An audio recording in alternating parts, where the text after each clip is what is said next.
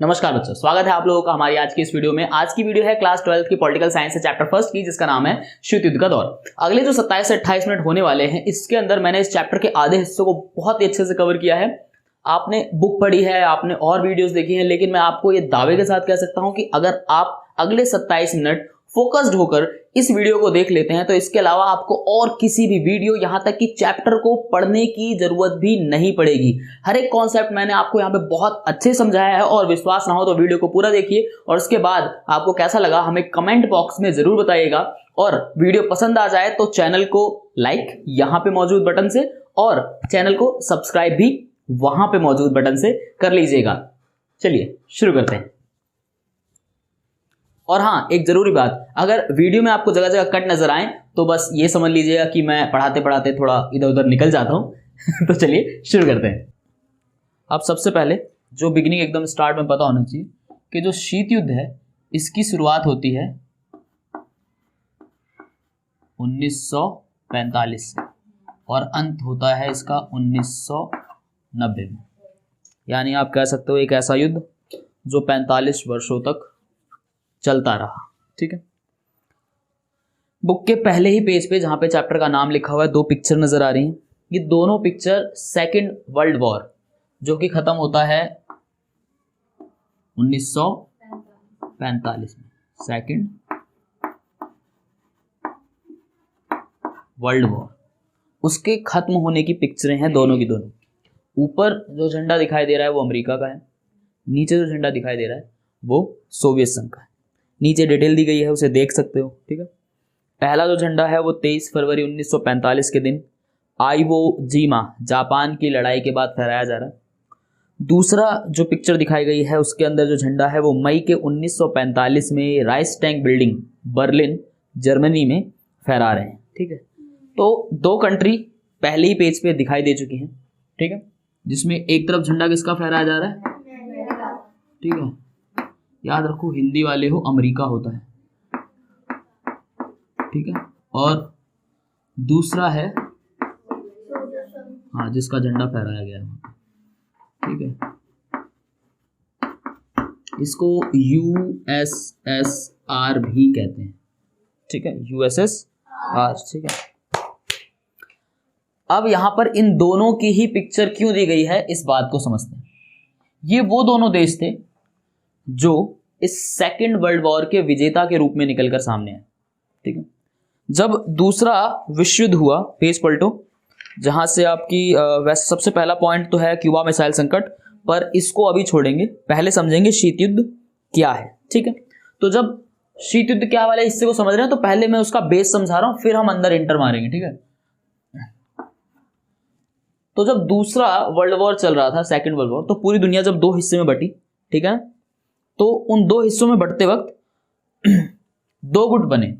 ठीक है, इस सेकेंड वर्ल्ड वॉर के अंदर दो गुट बने, एक था मित्र राष्ट्रों का, एक था मित्र राष्ट्रों का, ठीक है, और दूसरा था धुरी राष्ट्रों का। ठीक है, यानी दो अलग अलग ग्रुप है, एक का नाम है मित्र राष्ट्र और दूसरा है धुरी राष्ट्र। अब ये जो दोनों थे वो दोनों हिस्सा थे मित्र राष्ट्र का। ठीक है, जो मित्र राष्ट्रों का ग्रुप था उसका हिस्सा थे अमेरिका और सोवियत संघ। और सिर्फ ये दो नहीं थे, और भी बहुत सारी कंट्री थी, पर जो बड़ी बड़ी कंट्री थी उसमें आप जो नाम याद रख सकते हो, उसमें इनके अलावा ब्रिटेन,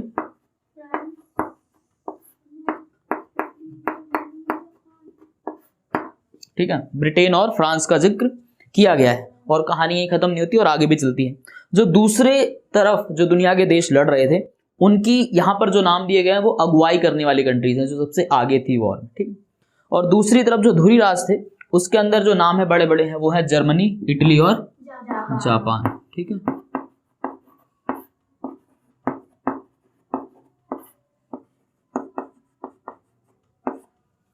अब समझने वाली बात इस पूरे के दौरान ये है कि आपको पता होना चाहिए कि मित्र राष्ट्र और धुरी राष्ट्र एक्चुअली हैं क्या। ठीक है, और अमेरिका और जो सोवियत संघ थे वो दोनों हिस्सा थे किसका? मित्र राष्ट्र। यानी सेकेंड वर्ल्ड वॉर अगर जीता गया मित्र राष्ट्रों के द्वारा, इनकी जीत हुई, तो इन दोनों की भी जीत हुई। लेकिन 1945 में जैसे ही ये वर्ल्ड वॉर खत्म हुआ, उसके बाद दुनिया ने एक नया वॉर देखना चालू किया जिसका नाम पड़ा, और शीत युद्ध हुआ किन किन कंट्री के बीच में? अमेरिका और, तो कुछ तो वजह रही होंगी। जो राष्ट्र पहले आपस में एक वॉर लड़ते हैं, वर्ल्ड वॉर लड़ते हैं, उसके बाद फिर वही दोनों आपस में वॉर लड़ते हैं, तो इसके जो रीजंस हैं वो ग्रेजुएशन की क्लासेस में आपको बहुत अच्छे से समझाए गए हैं। फिलहाल ज़्यादा कुछ दिया नहीं गया कि आखिर वो क्या कारण थे कि जिसके चलते इन दोनों के बीच में ये वॉर चालू हुई, ठीक है। बट शीत युद्ध शुरू हुआ 1945 में और चला 1990 तक। अब 1990 तक ही क्यों चला, उससे पहले या उसके बाद में खत्म क्यों नहीं हुआ? तो इसका एक सिंपल सा जवाब है कि 1990 में, ठीक है, 1900 जो सोवियत संघ था ये बिखर गया, टूट के बिखर गया। इसको सोवियत संघ का पतन कहा जाता है। क्या कहा जाता है? पतन। और सोवियत संघ का जब पतन हुआ तो दुनिया के सामने 3 कंट्री आई नहीं, एक रूस, एक बेलारूस और तीसरी थी यूक्रेन, जिसको अब यूक्रेन भी कहा जाता है, ठीक है। ये लिखा हुआ साफ दिख रहा है ना? तो अभी ये जो बेसिक सा स्ट्रक्चर दिखाई दे रहा है आप ये समझ सकते हो। मैंने समझाया आपको कि सेकेंड वर्ल्ड वॉर जब हुआ तो ये दोनों एक ही तरफ से लड़े, किस खेमे में थे? मित्र राष्ट्र के खेमे में। सेकेंड वर्ल्ड वॉर जैसे ही खत्म हुआ चालू हुआ शीत युद्ध, और इन्हीं दोनों के बीच हुआ और खत्म हुआ 1990 में, जिसका कारण था कि सोवियत संघ का विघटन हो गया। पतन विघटन एक ही बात है, अलग अलग वर्ड आपको मिल जाएंगे, ठीक है। विघटन हो गया और 3 नए राष्ट्र, जैसे मान लो जब इंडिया गुलाम था तो इंडिया जब आज़ाद हुआ तो इंडिया आज़ाद नहीं हुआ, आज़ाद होने के बाद 3 कंट्रीज देखने को मिली। एक तो अभी हम जिसको भारत कहते हैं, एक इधर पाकिस्तान आपको देखने को मिलता है और एक इधर अब बांग्लादेश भी देखने को मिलता है। पहले कभी एक हुआ करते थे बट जब आज़ादी हुई तो ये अलग अलग हो गए। हाँ, शुरुआत में पाकिस्तान और अब जो हमें बांग्लादेश देखने को मिलता है ये दोनों पाकिस्तान कहलाते थे, एक पूर्वी पाकिस्तान कहलाता था, एक पश्चिमी पाकिस्तान कहलाता था। पर बाद में अब जब हम देखते हैं तो हम भी कह सकते हैं ना कि जब ब्रिटिश इंडिया वाला हिस्सा जब खत्म हुआ तो 3 नई कंट्री दुनिया के सामने आ गई। सेम कुछ ऐसे ही है, सोवियत संघ का जब विघटन होता है 1990 में तो जो 3 नई कंट्री देखने को मिलती है उसमें रूस, बेलारूस और यूक्रेन है। अब वापस आते हैं, ये हो गया बेसिक, ठीक है, कि भाई इससे इस तक चला क्यों चला? क्योंकि जब सेकंड वर्ल्ड वॉर खत्म हुआ तो उसके बाद चालू हुआ शीत युद्ध। चला किसके बीच? अमेरिका और सोवियत संघ के बीच में। एंड हुआ 1990 में और एंड का रिजल्ट क्या निकल कर आया? 3 नई कंट्री दुनिया को देखने को मिली, जिसमें एक रूस, एक बेलारूस और एक यूक्रेन, ठीक है। अब वापस आते हैं कि अब शीत युद्ध को, अब बिल्कुल शीत युद्ध की परिभाषा समझते हैं। क्वेश्चन बनता है नेक्स्ट कि आखिर शीत युद्ध है क्या? 45 साल चला, ये पता लग गया, खत्म कैसे हुआ? सोवियत संघ के विघटन के साथ खत्म हो गया। बट एक्चुअल में इस 45 सालों तक आखिर हुआ कैसा युद्ध, ये देखने वाली बात है। तो इस युद्ध को ठंडा युद्ध कहते हैं, क्योंकि अगर इसको अंग्रेजी में ट्रांसलेट करोगे तो क्या बनेगा? Cold war. अब आखिर इस 1945 से लेके 1990 तक चली इस लड़ाई को कोल्ड वॉर नाम किसने दिया? तो ये नाम दिया 1950 में बेनार्ड बैरूच। हाँ, तो अब समझते हैं कि आखिर शीत युद्ध है क्या। तो इसकी बहुत सारी परिभाषाएं हैं, जितनी आप याद रख सको उतनी याद रख सकते हो, ठीक है। तो इसकी सबसे पहली कह तो नहीं सकते, पर एक परिभाषा ये भी है,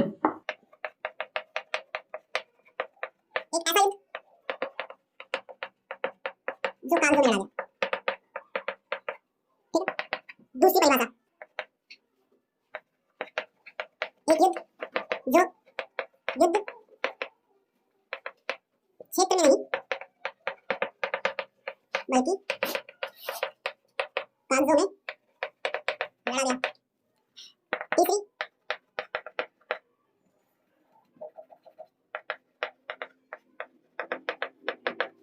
ये विचारधाराओं का युद्ध था। एक ऐसी स्थिति जिसमें युद्ध का खतरा हमेशा बना रहे, पर वास्तविकता में कोई युद्ध ना हो। और जितनी आप बना सको, पढ़ सको, जान सको, उतनी सारी सभी परिभाषाएं यूज होती हैं शीत युद्ध की परिभाषा में, और सभी बातों का निकलकर एक ही मतलब आता है सामने। वो कुल मिलाकर ये है कि दो राष्ट्रों के बीच में लगातार तनातनी बनी हुई। तनातनी जानते हो, जरा सी छुटपुट हुई और युद्ध हो सकता है। ठीक है, तो आप समझते हैं कि आखिर इन दोनों के बीच जब हकीकत में कोई वॉर नहीं हो रही थी तो फिर इतना डर क्यों था। अगर हकीकत में कोई वॉर हो ही नहीं रहा, इधर के नेता उधर कमेंट पास कर रहे हैं, उधर के नेता इधर कमेंट पास कर रहे हैं, एक दूसरे की बुराई की जा रही है भर भर के, तो इससे पूरी दुनिया क्यों डरी हुई थी और ये इतना बड़ा इशू क्यों बना। तो इसका सबसे प्रमुख कारण है कि अमेरिका और सोवियत संघ दोनों ही परमाणु संपन्न राष्ट्र थे तभी से ही। परमाणु संपन्न मतलब एटॉमिक हथियार, और अगर वॉर हुआ तो वर्ल्ड वॉर के बराबर ही होगा, इसलिए पूरी दुनिया को चिंता थी, इसलिए इतना बड़ा इशू था। जब दूसरा विश्व युद्ध खत्म होता है 1945 में, जब सेकेंड वर्ल्ड वॉर का एंड होता है, तो अमेरिका जो कि एक पूर्णतः पूंजीवादी देश है, पढ़ाई होगा इको में, और सोवियत संघ जो था वो समाजवादी, दोनों की विचारधारा ही पूरी तरह से अलग अलग है। पूंजीवादी आपको पता है बाजार की शक्तियों पर नियंत्रण एक अर्थव्यवस्था होती है, समाजवादी जो है समाज कल्याण पर नियंत्रण। तो दोनों की विचारधारा ही अलग थी, इसीलिए इसकी एक परिभाषा में क्या कहा जाता है, ये विचारधाराओं का युद्ध था। ठीक है, नॉट है, था, एग्जिस्ट, अब एग्जिस्ट नहीं करता क्योंकि खत्म हो गया 1990 में, इसलिए आप हमेशा था वर्ड यूज करो क्योंकि खत्म हो गया। ध्यान देना इस बात पर बच्चों। ठीक है, तो सबसे पहली लड़ाई तो इसी बात की थी, ये कहता था कि पूंजीवादी विचारधारा बेटर है, जबकि वो कहता था कि समाजवादी विचारधारा बेटर है। आपको क्या लगता है कौन सी बेटर है? चलो इस सवाल का जवाब देने के लिए भी आप इतने बड़े नहीं हो जाओगे, तो जरूर पूछेंगे। ठीक है, लेकिन लास्ट में जब हम सभी जानते हैं ये जीता वो हार गया, तो यही तो बेटर साबित होगी ना, जो लास्ट तक खड़ा रहा। KGF का डायलॉग सुना है ना, कौन जीतता वो नहीं है किसने पहले मारा, जीतता वो है जो लास्ट तक खड़ा रहा, लास्ट तक खड़ा कर, पूंजीवादी। ठीक, इसके अलावा कई और नाम से भी अमेरिका को डिफाइन किया जाता था इस पीरियड के दौरान। पश्चिमी गुट, क्या नाम था? पश्चिमी गुट। जबकि सोवियत संघ को पूर्वी गुट कहा गया, पूर्वी गुट और ये पश्चिमी गुट। रीजन क्या है? वर्ल्ड का जब आप मैप देखोगे या भारत का मैप देखोगे, कोई सा भी मैप देखोगे, तो उसके अंदर जो आपको दिशाएं मिलेंगी वो इधर ईस्ट है, इधर वेस्ट है, इधर नॉर्थ है और इधर, ठीक है। वर्ल्ड मैप पे जब आप सोवियत संघ को देखोगे तो सोवियत संघ ईस्ट में है और अमेरिका जो है वो वेस्ट में। के अलावा एक नाम और है, आपकी बुक में यहाँ पे एक पिक्चर दी हुई है जिसके अंदर आप देख सकते हो, जहां पर दुनिया को 3 हिस्सों में बांटा गया है। तो अमेरिका को पहली दुनिया भी कहते हैं, क्या कहते हैं?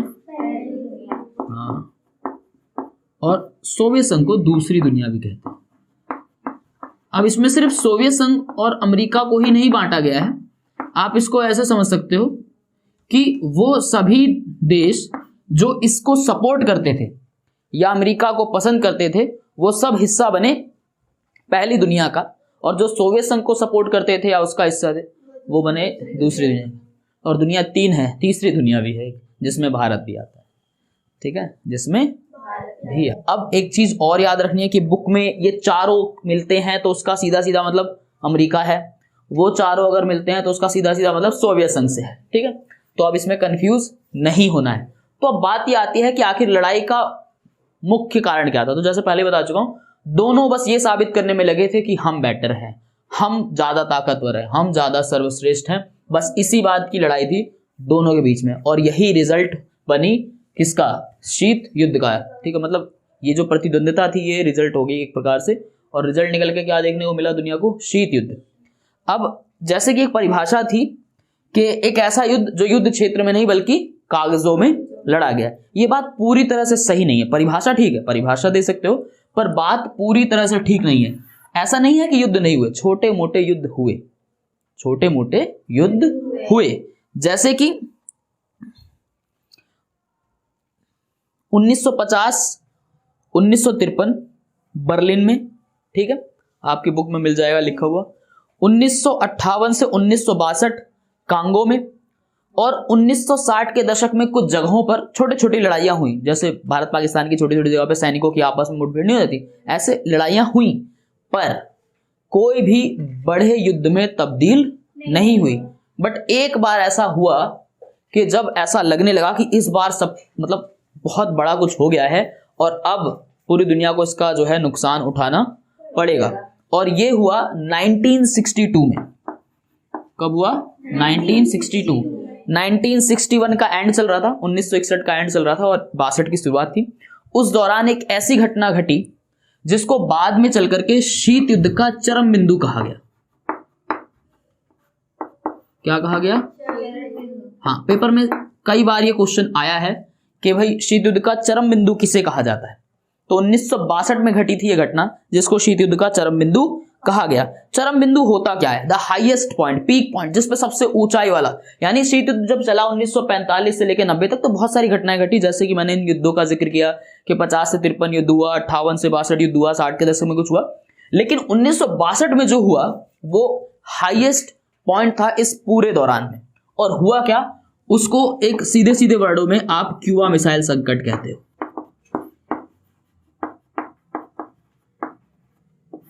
तो आप याद रख सकते हो कि 1962 में जिसको हम शीत युद्ध का चरम बिंदु कहते हैं उसी को क्यूबा मिसाइल संकट भी कहते हैं।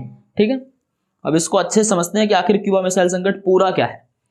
तो अब समझते हैं चरम बिंदु यानी कि क्यूबा मिसाइल संकट को। ठीक है,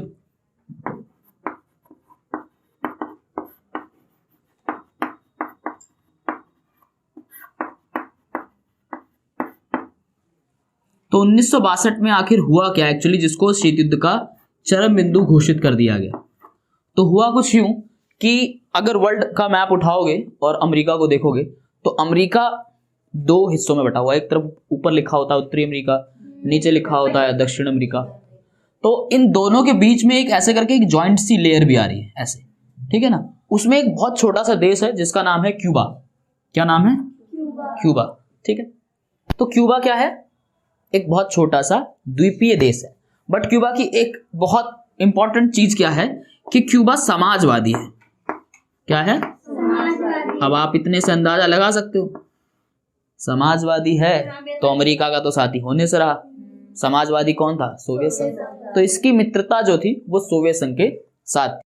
ये जो है गुट जो बने थे, जो अभी इससे पीछे समझाएगा, गुट बने थे ना, एक समाजवादी गुट था, एक पूंजीवादी गुट था, तो ये समाजवादी गुट का हिस्सा था। ठीक है, तो इसकी जिम्मेदारी, ईमानदारी, सब कुछ, वफादारी किसकी तरफ थी? सोवियत संघ की तरफ थी। और सोवियत संघ ने इसका बहुत बड़ा फायदा उठाया। ठीक है, और ऐसा नहीं कि सोवियत संघ ही ऐसा करता था, अगर अमेरिका होता तो वो भी ऐसा करता। ठीक है, वो एक अलग पॉइंट है, अभी उसको समझेंगे। तो अब 3 कंट्रियां हैं आपके पास, अमेरिका भी है, सोवियत संघ भी है और क्यूबा भी है। तो उस दौरान यानी कि सन 1962 में क्यूबा के राष्ट्रपति थे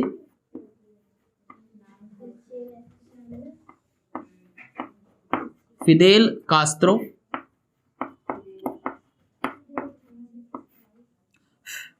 अमेरिका के राष्ट्रपति थे जॉन एफ कैनेडी। और एक इंटरेस्टिंग बात बताऊं, राष्ट्रपति भवन का जो मुगल गार्डन है, जो फरवरी से मार्च में खुलता है सिर्फ, वहां अगर जाओगे ना तो वहां इनके नाम का एक फूल है, उस फूल का नाम ही है जॉन एफ कैनेडी। और सोवियत संघ के जो मुख्य नेता थे या राष्ट्रपति कह लो, वो थे निकिता ख्रुश्चेव।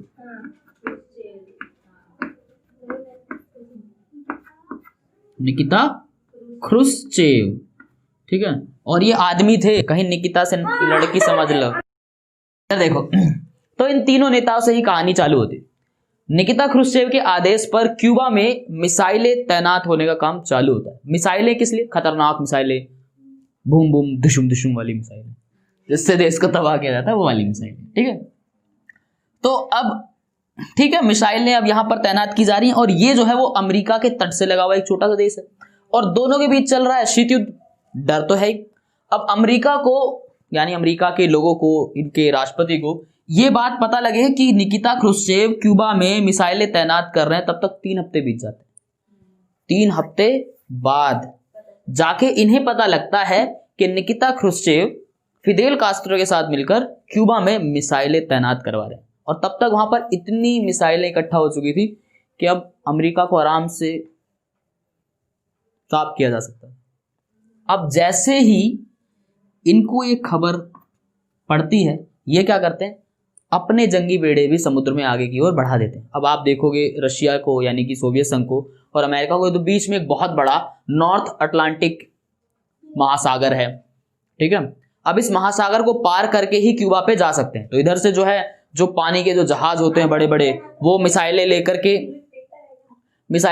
क्यूबा आ रहे थे, और इधर से अमेरिका ने अपनी जंगे बेड़े आगे की ओर सरका दिए। तो अब ऐसे हुआ क्या कि सोवियत संघ से आने वाले जंगी बेड़े और इधर से भी जो आमने सामने आ गए। अब लगा पूरी दुनिया को कि अब 1962 में अब दोनों देश एक दूसरे के आमने सामने आ गए। अमेरिका के पास पूरा रीजन है कि भाई वो क्यूबा में ऐसी हरकतें कर रहा था जिससे वो हमारे खिलाफ एक बहुत बड़ी साजिश कर रहा था, हमें नुकसान पहुंचा सकता। अमेरिका तो पूरी तरह से आगे आ गया। उधर से सोवियत संघ की, अब दोनों के जंगी बेड़े एक दूसरे के आमने सामने खड़े हैं, और अब पूरी दुनिया को लगने लगा कि अब होगा तीसरा विश्व युद्ध।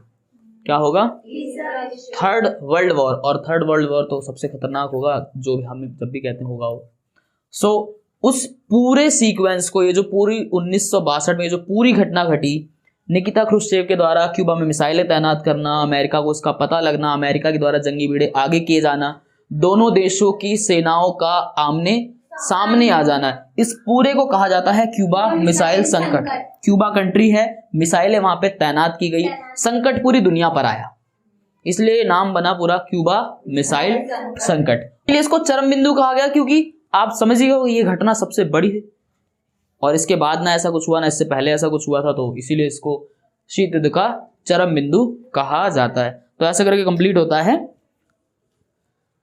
क्यूबा मिसाइल संकट और शीत युद्ध क्या है वाला टॉपिक। अब अगला टॉपिक ये आता है कि भाई मान लेते हैं कि क्यूबा इसमें शामिल था, हम मान लो कि हम किसी में भी शामिल होते, तो ऐसे हमारी मर्जी के बिना हमारा ऐसा इस्तेमाल क्यों? मिसाइलें अगर तैनात हुई थी यहां पर, तो ऐसा भी तो हो सकता था कि अमेरिका उसकी तरफ हमला ना करके इसी को निपटाने पे ध्यान देता। ये छोटा सा देश अमेरिका से लड़ भी नहीं पाता, ये तो निपट जाता, है ना। कितना बड़ा देश, ये छोटा सा देश है। तो आखिर ऐसी क्या मजबूरी थी कि क्यूबा के साथ ऐसा कुछ हुआ? तो इसका जवाब भी आपके बुक में ही दिया गया है कि ये जो दोनों राष्ट्र थे, चाहे अमेरिका हो चाहे सोवियत संघ, दोनों अपनी ताकत बढ़ाने के लिए गुट बनाते थे। पावर अगर जैसे मतलब आप जितने ज्यादा लोग उतने ताकतवर बनोगे ना, तो ये क्या करते थे, इन छोटे छोटे देशों के साथ अपनी गुटबाजी करते थे। इसी को गुटबाजी कहा जाता था। क्या कहा जाता था? राष्ट्रों की गुटबाजी। और ऐसी गुटबाजी के कई सारे एग्जाम्पल आपकी बुक में हैं, ठीक है। पर पहले हम समझ लेते हैं कि आखिर ये गुटबाजी करते क्यों थे। तो गुटबाजी करने के पीछे जो मुख्य कारण है वो 4 अलग अलग पॉइंटों में आपकी बुक के अंदर आपको दिए गए हैं, ठीक है, कि जहां पर एक बहुत बड़ी महाशक्ति इन छोटे छोटे देशों से क्यों गुटबाजी करती थी। तो इन छोटे छोटे देशों से गुटबाजी करने के पीछे जो 4 कारण थे, उसमें सबसे पहला कारण क्या था? महत्वपूर्ण संसाधनों पर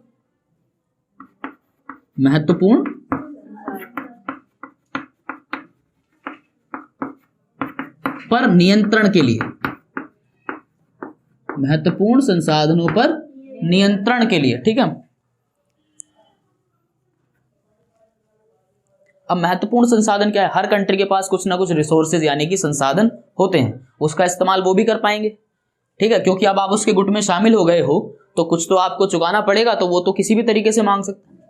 दूसरा जो तरीका था कि ये कंट्रियां इनका इस्तेमाल करती थी, वो था भू क्षेत्र, जमीन का इस्तेमाल किया जाता था, ठीक है।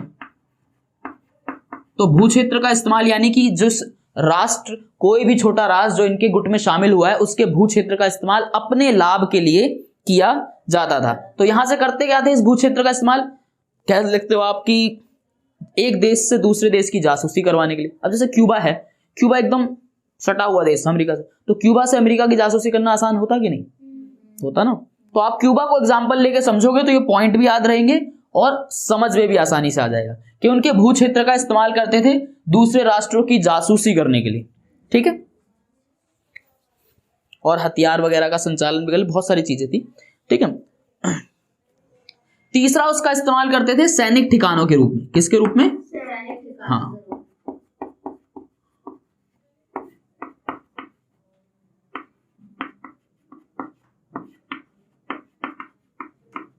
अब सैनिक ठिकानों के रूप में आप समझ सकते हो क्यूबा का इस्तेमाल और कैसे हुआ था। यहाँ पर अपनी सेना भेज दी, यहाँ पर अपनी मिसाइलें भेज दी, होगी इसकी जमीन का इस्तेमाल।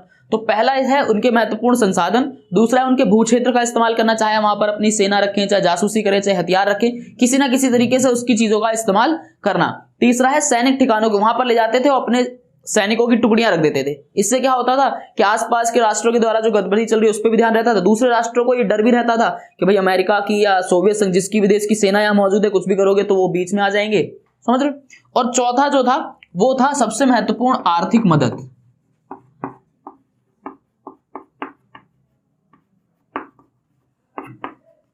आर्थिक मदद के लिए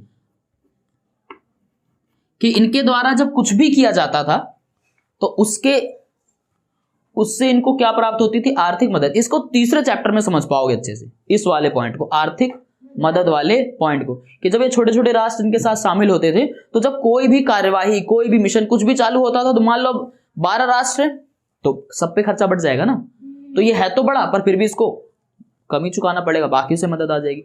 सो इन कारणों से क्या किया करते थे, गुटबाजी किया करते थे। और ऐसे गुटबाजों के जो एग्जाम्पल सबसे पहले आपकी बुक में मिलता है वो सबसे पहले मिलता है नाटो। इसी गुटबाजी का सबसे पहला एग्जाम्पल है नाटो। अब ये किया किसके द्वारा, ये किया गया अमेरिका के द्वारा, ध्यान रखो, नाटो। दूसरा किया गया सीटो,